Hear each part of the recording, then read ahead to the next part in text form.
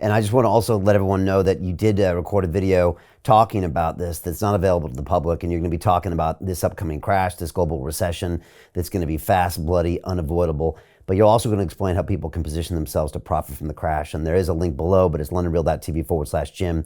I highly recommend everyone watch that after we're done with with our conversation. This global recession, I'm starting to see it now, Jim, and I'm starting to see what you're talking about, especially with now all of a sudden, this COVID doesn't exist in China and how it starts to move around the globe. You mentioned briefly the war in Ukraine. We're coming up on 1 year now. Has your opinion of this changed as you've watched it evolve? And what do people not know about what's really going on there and how that knocks onto Europe, America, and maybe even to China? Well, if you're talking about people in the UK, the US, and I'll say Europe generally, what do they not know? They don't know very much because we are being lied to incessantly. Now, I spent a lot of time in the intelligence community, and people say MI6 and CIA are liars. And I'm like, yeah, that's their job. I mean, if you're in intelligence, denial and deception is what you do for a living. So I'm not surprised at that, but it's very transparent. So you can read the New York Times cover to cover every day, and good luck finding any facts. What you're getting is undiluted propaganda and lies orchestrated by the White House and the intelligence community, the New York Times, and the LA Times, Washington Post, NBC, the rest of them. And I'm not where you are, Brian, but I don't think it's. I actually do have subscriptions to the Telegraph and the Daily Mail and a few other publications. So I get a good flavor for that. And it's just all lies. So what is the Western media broadly defined saying about the war? Russia failed to achieve their initial gains. They didn't get Kiev. They didn't decapitate the regime. They're strung out. They're demoralized. Ukraine's on the advance. They took back Kherson, which is on the Dnieper River. They've made major advances in the eastern part of Ukraine and the Donbass. They got the U.S. weapons. The Germans are sending tanks to UK. I think your main battle tank is the Challenger. You're going to send them some Challengers, and just keep sending in money and sending in arms and give it time, and we'll take it all back. And Putin will be deposed if he doesn't have cancer already, and we'll even take back Crimea and wave the flag. That's what you hear.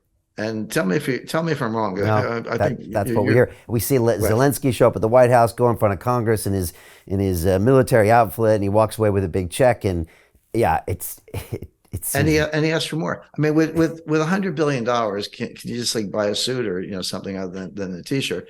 So okay, so what's actually going on? Russia's winning the war.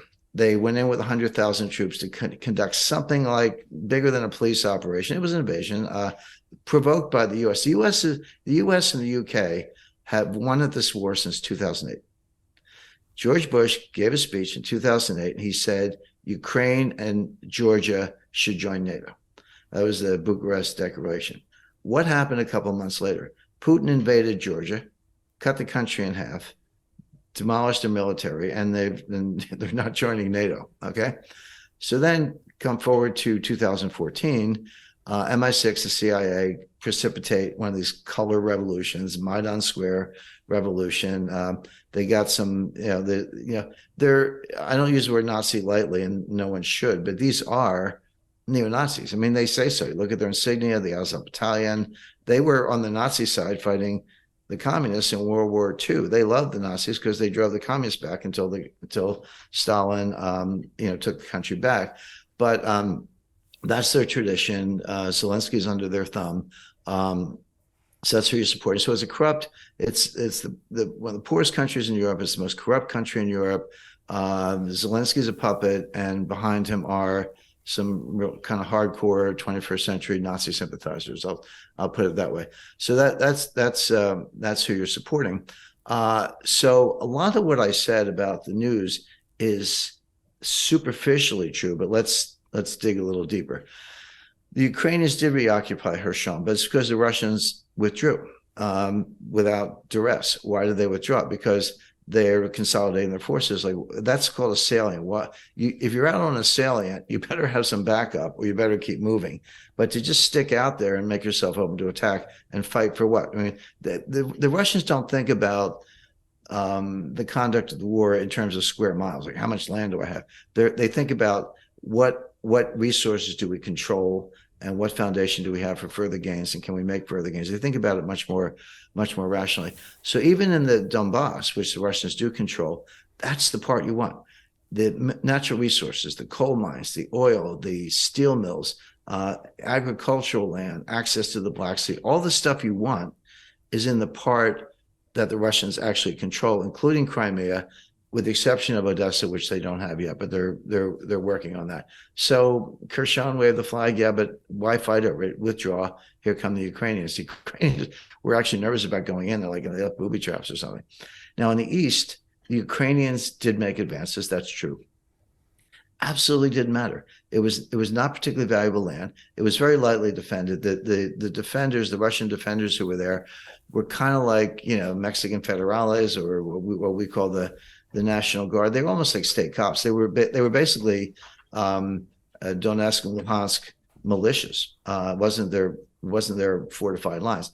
So the Russians said, "Hey, come back. Don't fight over this. Don't get yourself. Come back to behind the fortified lines." So Jim Rickards has just recorded a video that's not available to anyone in the public, and he's going to be talking about how this upcoming recession is going to be fast, it's going to be bloody, it's going to be nasty. But at the same time, he's going to show you how you can position yourself to profit from all of this chaos. Now, we've made this video only available to our viewers. Go to londonreal.tv/Jim. Watch that immediately. I can't say enough good things about Jim Rickards. He understands the global economic system better than any guest I've ever had on London Real. His predictions are almost uncannily true, and you can learn how to profit from his vision, from his expertise, and his understanding of economics. So go to londonreal.tv/Jim or click the link below.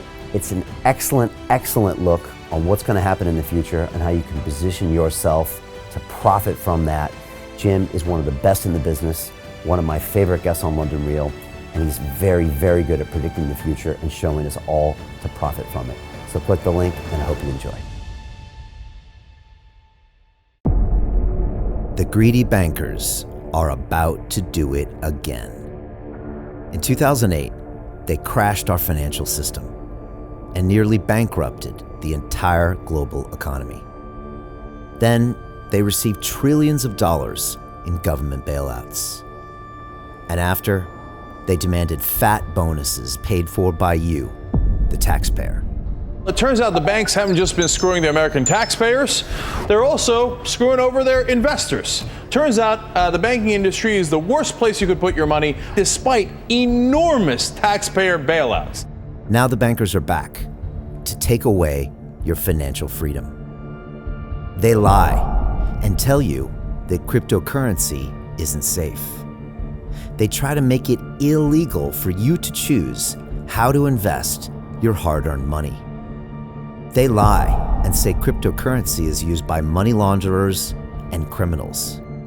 But look at the record.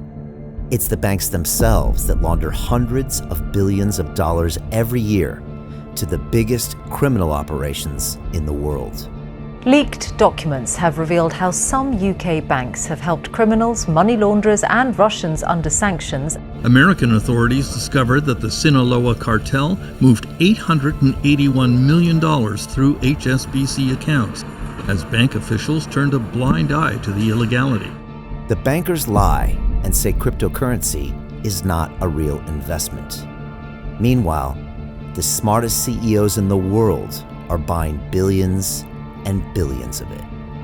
The truth is that banks lie about cryptocurrency because it makes them scared. The banks take $9 trillion per year of your hard-earned money, and they are worried that they will finally be exposed. They're scared because crypto means they can no longer control your money, which means they can no longer control you. They are scared because you might actually understand your money and intelligently decide what to do with it. Now is the time for us to come together, fight back, and take control. It's time to educate ourselves, our families, and our communities. Because financial education means financial freedom. We know that cryptocurrencies will help us build the new decentralized financial system of the future. A banking system that is of the people, by the people, and for the people. A banking system where access to finance is a fundamental human right. A banking system that is free and fair and welcomes all humans on this earth. The DeFi revolution is happening. We, the people, can no longer be fooled. We choose to take control of our finances. We choose to take control of our freedom. We choose to take control of our future. Join us, and let's take back our financial freedom forever.